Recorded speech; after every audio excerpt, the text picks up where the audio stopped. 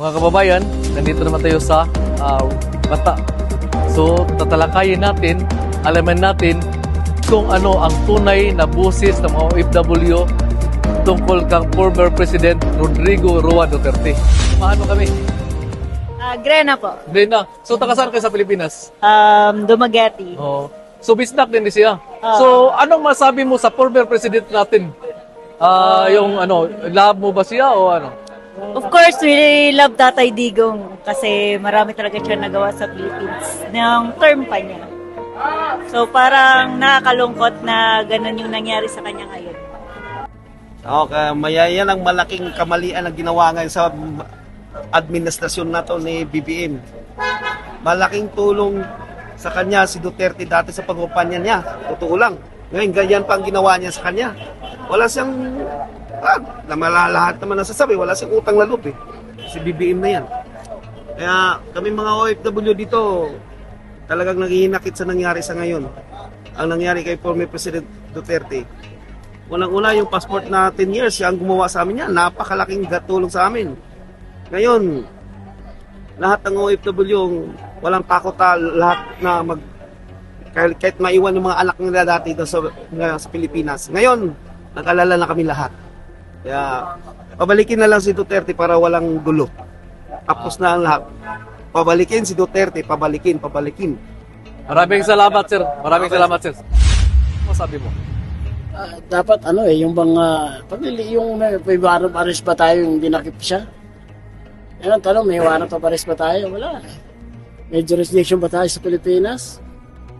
Dapat ganun eh. Ngayon, yung pagkakahuli sa kanya, illegal yun eh. Kasi natin sa apply natin sa batas, di ba? Pero ako naniniwala eh, may justice naman sa atin. Saka hindi pa babayan ng Diyos yung maraming nagmamahal kay Tatay Digong. Yes. Para sa akin, alam natin na mali yun. Pero alam ko naman may batas tayong susundin. Yun lang. Okay. Hindi tama yung ginagawa nila eh. Yung tao na, yung presidente na nagagawa ng tama, tapos yung inano na sa ICC. Tama naman ginawa sa presidente natin eh. Pinoprotektahan naman yung mga tao at mga bata nun. Iniwas sila sa mga drug pusher, sa drug lord. Kaya hindi tama yung ginagawa nila. Mali yun. Duterte pa rin kami. Okay. Isa lang masasabi ko, Ro, tatak Duterte pa rin. Aeroplano. Ano bang masabi mo doon? Hindi tama yun. Hindi tama yung ginawa nila. Duterte pa rin kami. Okay. Parang masakit sa damdamin, di ba? Kasi siya lang yung presidente na talagang nag-serve sa atin. Tapos parang napakawalang kwentang tao niya nung hinuli siya. Tapos diretso dinala doon sa The Hague.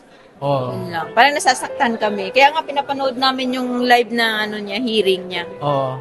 Kasi idol namin, taga Jensan kami. So idol nila si former Yes. president. Ano masabi mo ma'am sa yung nangyayari kang former President Rodrigo Roa Duterte? Siyempre hindi tama kasi it's unfair naman sa pagiging hindi lang ex-president kumbaga para sa human rights ng tao, di ba?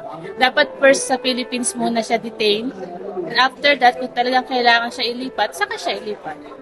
At saka napakabait ni Duterte. Yung presidente po na Duterte, na na-witness din namin yung safe kaming uuwi. Diba dati? Kasi po, kumbaga, takot yung mga snatcher, mga ganun, mga masasamang loob. Pero, yun nga po, kumbaga kailangan din ng balance. Hindi natin kailangan, kumbaga, hindi natin kailangan ng may mga pagpatay para masabing safe yung isang bansa. Mas maganda pa rin po na may maayos na usapan. Yun lang. Okay. Maraming salamat ma'am. Thank you. Okay, salamat. Nakita niyo naman na yung pangyayari sa former President Rodrigo